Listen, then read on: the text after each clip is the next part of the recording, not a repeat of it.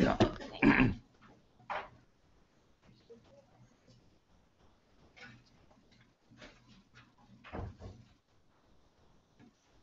Is everybody ready? Well, good morning, and thank you for joining us on a Wednesday morning for this weekly press conference. We have an exciting announcement. I'm pleased to announce that this morning, Speaker of the U.S. House of Representatives, John Boehner, and other congressional leaders announced the newly created statue of Iowa's Dr. Norman E. Borlaug will be installed in the United States Capitol building on March 25th. This is significant, and it is a rare occasion in our state's history, as the last time Iowa statues were installed in the nation's capital was 1910 and 1913. This statute unveiling is the culmination of a project that began in 2011 when the Iowa legislature passed and I signed a resolution that Dr. Norman Borlaug's statue would replace James Harlan's statue in Statutory Hall. And I also at that time appointed a committee chaired by Ambassador Ken Quinn to oversee the plans for this. After raising funds and reviewing proposals from 63 artists worldwide, the Dr. Norman Borlaug Committee selected the artist Benjamin Victor to create the statue. When it is installed, Dr. Borlaug's statue will join the other statue representing our state, and that being that of former Iowa Governor Samuel Kirkwood, and will become part of the National Statutory Hall collection.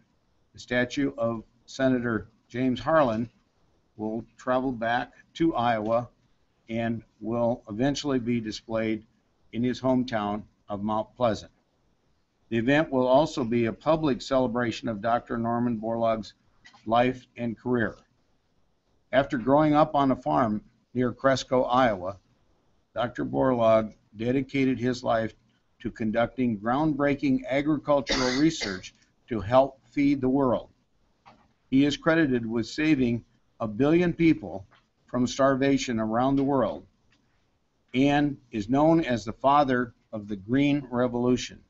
Dr. Borlaug is one of only 3 Americans to receive the Nobel Peace Prize, the Congressional Gold Medal, and the Presidential Medal of Freedom. He's in good company.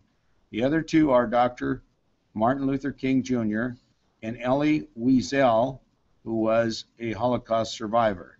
It is a fitting tribute that on March 25th, the 100th anniversary of Dr. Borlaug's birth and National Agriculture Day, Iowa will commemorate his life's work by unveiling the Borlaug statue at the U.S. Capitol. And now I'm pleased to turn it over to Lieutenant Governor Kim Reynolds to tell you more about this exciting event. Well, good morning, and thank you, Governor Branstad. And when considering the life and legacy of Dr. Borlaug, we know that he was a humble man with a strong Iowa work ethic. Dr. Borlaug held the belief that food is the moral right of all who are born into this world. Because of his deep belief, Dr. Borlaug saved 1 billion lives from hunger and from starvation, and his impact continues to inspire people around the world today.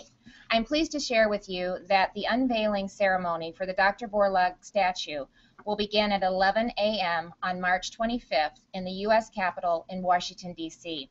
The U.S. House Speaker, John Boehner, is coordinating the ceremony in the Capitol complex.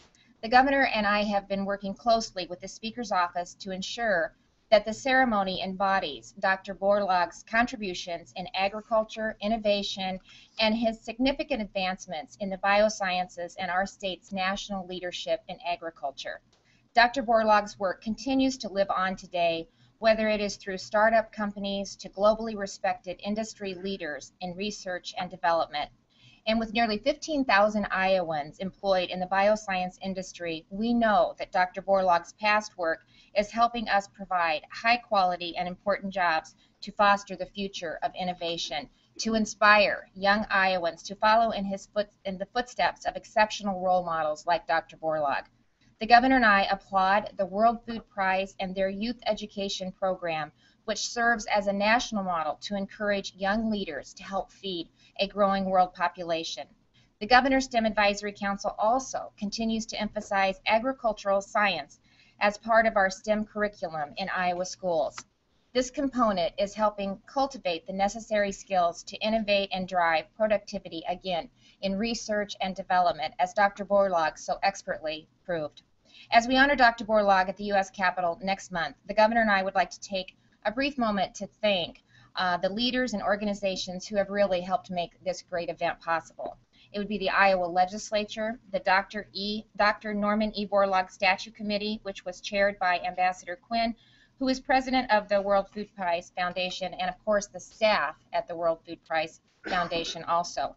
Artist Benjamin Victor, Secretary of Agriculture Bill Northey, and the Department of Agriculture, Speaker John Boehner, and the entire Iowa congressional delegation. And lastly, DuPont Pioneer Plus, an anonymous donor, for generously funding the statue project. Since not everyone can travel to Washington, D.C. for the unveiling, we would like to invite Iowans to participate in this momentous milestone in our state's history by having the opportunity to visit a new website at iowaborlaugstatue.org. The website has information about the statue, about the process, and links to events and activities connected with the March 25th unveiling ceremony. And now it is my great privilege to invite to the podium Ambassador Ken Quinn. Thank you, Governor, Lieutenant Governor. Wow, this is a truly great moment. You know, when I first met Dr. Borlaug when I came home to Iowa in 1999 to head the World Food Prize that he created, and I found him to be the most humble, hard-working, inspiring person I ever encountered. But Governor, I was stunned. I was stunned to find out how few Iowans even knew who he was or what he had accomplished. So I made it my goal that I wanted to have as many Iowans and as many people in our country as possible know all that he had done and what a great hero he was. And today, with Speaker Boehner's announcement, with your announcement, that moment has been realized. And you know, the idea for placing Dr. Borlaug's statue in the U.S. Capitol came in July of 2007 at a reception that the World Food Prize hosted in Statuary Hall when Dr. Borlaug received the Congressional Gold Medal, our country's highest civilian honor. And now it's about to become reality. And Governor Branstad, Lieutenant Governor Reynolds, I want to say from the bottom of my heart what an incredible honor and privilege it has been to lead this committee. And I thank you so much for giving me this opportunity. But more significant than that, I want to thank you for your leadership on this project, because this would not be happening today without what the two of you did, and also what Speaker Paulson and Majority Leader Branstad did in getting the resolution through the legislature. It was truly a wonderful bipartisan effort. Our committee wants to express our gratitude, of course, to Ben Victor. He's just an incredible artist. To Paul Schickler and DuPont Pioneer. Paul's out of the country working on promoting our economy, so but we're so glad that he could be represented here today, and to thank them and our anonymous donor for the funding for all of this.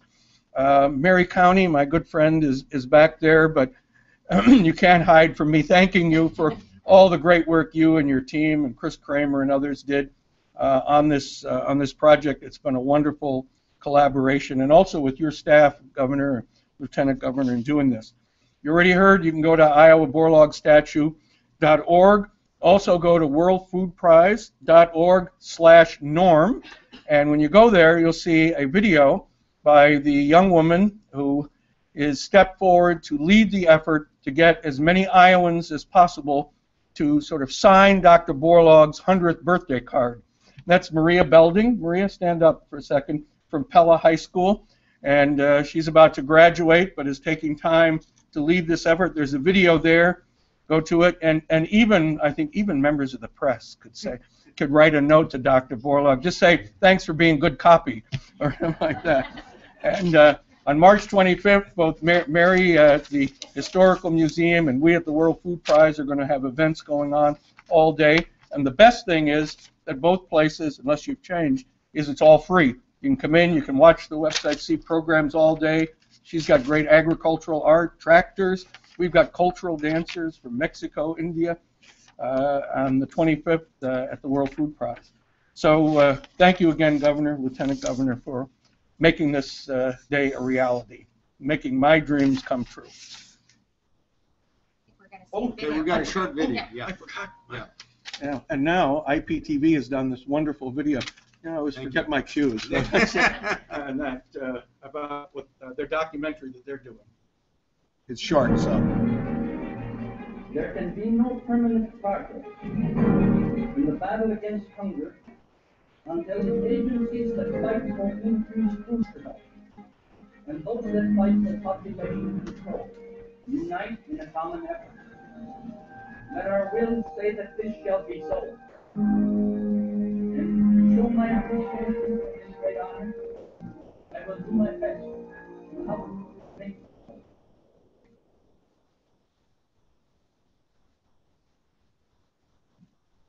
I want to add my appreciation to Iowa Public Television, the Department of Cultural Affairs, Pioneer, and everybody that's been a part of this. We're all very excited about it. We'd be glad to respond to your questions on this subject first. Yes. The Lieutenant Governor and I are both going to be there, our whole congressional delegation.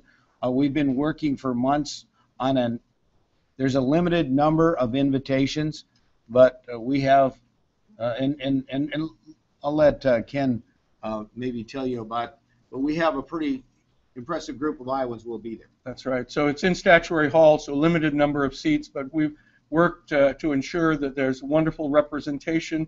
We have going to have young students who have been inspired by Dr. Borlaug, school teachers, business leaders, representatives from the legislature, so that every sector of our state will be represented on the guest list.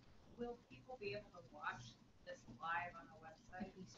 Yeah. Yes, and we're, I think, very hopeful that C-SPAN will cover this, and we, I think Iowa Public Television will be there. I think they're going to do a full documentary on this, so there should be significant coverage. But it'll be on speaker.gov/live. The statue finished, and where is it? Where is the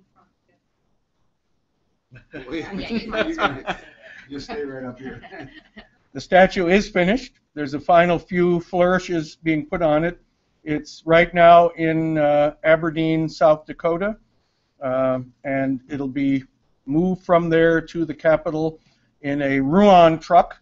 If I didn't get that in, I'd be in big trouble. But the Ruans have stepped forward because it said John Ruan Sr. would want to do that, and it will take it to Washington, where it'll be offloaded probably on Friday night, and Senator Harlan's statue will be uploaded for the trip home. And that's the artist's studio, is that where it is? I think it's not in his studio, but it's in the place where the base, which is made of Iowa limestone, was inscribed with words, and then the statue's brought there. They're connected to make sure it works, it'll fit, it won't fall over when it gets to Washington, and then it'll be taken apart, packed, and taken to Washington. How much did the statue cost? The project, the two donors committed up to $500,000, a total combined $500,000. There's still a couple of things to work out exactly what it will cost to truck it back to Iowa, but my estimate today would be that the project would be about $268,000 total, so under budget, like the governor would want. Considerably under budget. We like that. We like that. Governor, has there been any discussion about replacing that? No, I will say I'm kind of partial to Kirkwood because he's the only other governor that served non-consecutive terms. He was governor during the Civil War, and last spring I had the opportunity the honor to visit Vicksburg, where the siege of Vicksburg took place, and he was a governor that recruited a lot of the Iowa troops that were involved in the siege of Vicksburg, and frankly, Iowa had a higher percentage of our population that fought to save the Union than anybody else, and he deserves a lot of credit for that.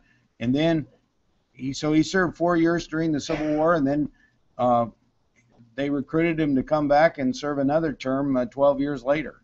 You know, I'm not saying sometime in the future, maybe some future General Assembly might want to change it, but I think Kirkwood played a very important role in our history, and I think he's certainly a good representative of the state of Iowa. Obviously, Norman Borlaug has got a world reputation. I personally witnessed that in India. The people in India just admire and respect him so much because he saved so many people from starvation in their country. And there's a statute that I actually laid a wreath at when I was in India in honor of Dr. Borlaug, and I also addressed an agricultural institute there that actually that's where the statute is, right in front of that agricultural institute. Have you ever heard any names voted to replace that? No. And what's going to happen with the Harlan statute? Harlan statute is going to go back to his hometown of Mount Pleasant. I think it is eventually going to be placed in Iowa Wesleyan College. He, I believe, was, in addition to being a senator from Iowa and a close friend of Abraham Lincoln, he also was the president of Iowa Wesleyan. There's a fundraising effort there. Are you involved in fundraising for that? They have to shore up the floor of the building. Because it's so heavy. I have not been, I certainly am supportive of that. My stepmother, Enolia Branstad, is from Mount Pleasant. Lieutenant Governor used to live in Mount Pleasant. So we both feel an affinity to Mount Pleasant, and certainly it's also former Governor Vilsack's hometown. So I think we all want to make sure that that's successful, and if we can be helpful in that, and I want to be there for the rededication of that statute when it occurs later this spring. Can you talk about your trip to Washington and your White House? Yes. The national governors, of course, annually have a winter meeting in Washington, D.C., usually in February. I think this was a particularly productive session we had this year. And as part of that, the President and First Lady invite the governors and their spouses or guests to a dinner at the White House. Having done this a number of times, my wife has gone, and now I've taken all my children, and I'm in the process of taking my in-laws. Our daughter-in-laws. So Nicole, Marcus's wife, and I went to the White House, and I know that she was really thrilled to do that, and also Marcus and Nicole went with us to the meeting along with Everett, their 10-and-a-half-week-old baby. So Everett was good. That was his first trip on an airplane, and everything worked out fine. And so in addition to that, personally, though, we had some very productive meetings of the governors. Mary Fallon from Oklahoma is the chair of the National Governors Association, and she's really focused on jobs and on workforce. And she had, I think, some very good sessions of the governors. We had, I'm not going to pronounce this woman's name right. Maria Bartiromo. Maria Bartiromo was one of the presenters, and she actually got every governor to talk about the whole issues of jobs and workforce. And so we talked, and it's interesting because the things that we've been focusing on here, such as STEM, very interested, a lot of discussion about STEM, about apprenticeships, and also about attracting, and everybody's having this issue of finding, there are jobs available and finding people with the right qualifications to fill those jobs. So our Skilled Iowa and also our Home Base Iowa are both addressing those issues. So I really felt that the sessions were good, and they focused on the very issues that we've been working on here in Iowa. Also, in conjunction with that, we had governor's only session. We talked about our grave concerns about cuts in the National Guard budget. And we have broad-based bipartisan support. Virtually, I think all the governors of both parties are opposed to the administration and Pentagon's recommendations to dramatically cut the Army Guard. We believe that since the Guard has not seen the increases the regular Army's had since 9/11, that it would be inappropriate to reduce the Guard numbers back to below what they were at 9/11-2001. And I also co-chair the Governor's Advisory Council that meets with the Pentagon and Homeland Security, and we had a very frank and significant discussion about this issue when we met with them on Monday afternoon at the Coast Guard building. So, and I also, after bringing this question up at the White House, Vice President Biden sought me out immediately after that meeting and said he would be calling in the next week, and I'm hopeful that, and I know he's got a son that's in the Delaware National Guard, so I'm hopeful that we can try to make some progress on that, because the budget recommendations that Secretary Hagel has made, I think, would be devastating to the mission of the Guard, both as part of the national defense of our country and to provide for emergency services that we need when we have disasters in the individual states. There's been legislation introduced in the House regarding fuel tax. It would reduce the per gallon rate, but create an index for the sales price from the supplier. I'm wondering if this is, I think it's 5%, or it would add 5%. I'm wondering if this is an avenue to get infrastructure fixes this session. Well, I would say that Paul Tribino has put together a whole series of options, and this is just one of many options that I think the legislature will look at. As I've said all along, I'm willing to work with the legislature. I think for this to be accomplished, it's going to take bipartisan support among Republicans and Democrats in both the House and the Senate. Getting that accomplished will not be easy, but I think we need to continue to work together on these issues. You don't want to simply... No, I'm not going to endorse a specific plan, because I recognize the legislative process is one that requires a lot of give and take and a lot of work with a lot of people. And I want to play a constructive role in working with people on this, but I also know it's a difficult and controversial issue. What's your view on dog safety? Well, I know there's a concern that attendance at dog races has dropped very dramatically, and it's extremely expensive subsidy that the casinos have to provide. But I also am empathetic towards the people that are in the business of raising dogs for the casinos in our state. And so if this is going to be resolved, it's got to be resolved in a way that's fair to all parties. And I would certainly like to see what can be worked out. I believe that it is something that needs to be done in a thoughtful way that protects the interests of the dog breeders as well as the casinos and, frankly, the citizens and taxpayers of Iowa. No other state has provided reparations or whatever these payments are being called, but you believe that needs to be a component of any contract. Well, I think it should be limited just to those people in Iowa, not to out-of-state breeders. But I believe that we have people in Iowa that are in this business and are very concerned about the impact it would have on their business and on the jobs associated with it. And I am empathetic to their concerns, and I think we ought to look at if there's a possibility of working out something that would be fair and equitable to all concerned. What about opening up what's that for race? They want dog people said no go unless they get a new dog track with casino. Would you be willing to support that at a tunnel? Well, first of all, the issue would have to be one decided by the Racing and Gaming Commission.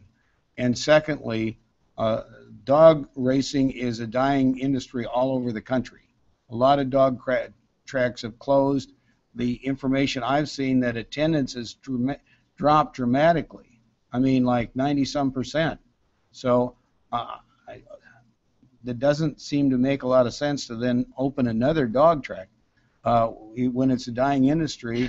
And we already have one that's closed in Waterloo, and we have 2 more in Iowa that want to close. So to me, that doesn't sound like something that makes a lot of sense. There's a report out on the proposal to place casinos in Cedar Rapids and Jefferson that indicates that they're going to cannibalize existing casinos. Have we reached that point where we're saturated with gambling and Well, this is the responsibility of the Racing and Gaming Commission, and they have gone through this before to analyze and review all of these proposals and make a decision as to whether additional licenses should be issued. And it's my understanding that part of their process was to hire 2 independent outside firms to evaluate and make recommendations. Those reports were received yesterday, and now they will carefully analyze and review that, as well as take testimony from others on both sides of the issue. And I have confidence in the people on the Racing and Gaming Commission that they will make a decision that they think is appropriate for the state of Iowa. But you were there at the beginning. What's your thoughts just on how gambling has flourished in Iowa, and if it's reaching a point where you think it's enough? Well, you may recall, I've always been very cautious and felt that it is the responsibility of the Racing and Gaming Commission to protect the integrity of the state. We have not had the scandals and the problems that other states have had. You have a former governor of Louisiana that's in prison. You have legislators from South Carolina and Arizona that are in prison. Illinois has had numerous politicians that have gotten involved in bad and inappropriate corrupt actions involving gaming. We've not had that in Iowa, and we want to keep it honest, clean, and fair. And I have personally interviewed everybody that's ever been appointed during my administrations to the Racing and Gaming Commission with the admonition that their responsibility is to protect the integrity of the state and try to be fair to all concerned. And I have confidence that they will do that. Governor, so are you saying you're going to stay out of the decision? Yes, that's correct. I have always done that, and I intend to do that. Yes. How important is it that the board protect the bottom line of the existing casinos? Is it a concern of yours? No, that's would take business away from them? Well, again, this is a responsibility of the Racing and Gaming Commission. My responsibility is to appoint good people who are fair and that will treat everybody in an equitable way in that. And that's the way I've always approached it. I've never tried to influence or interfere with their decision-making process, and I have confidence that they will do what they feel is the appropriate thing. Thank you, Governor. Thank you.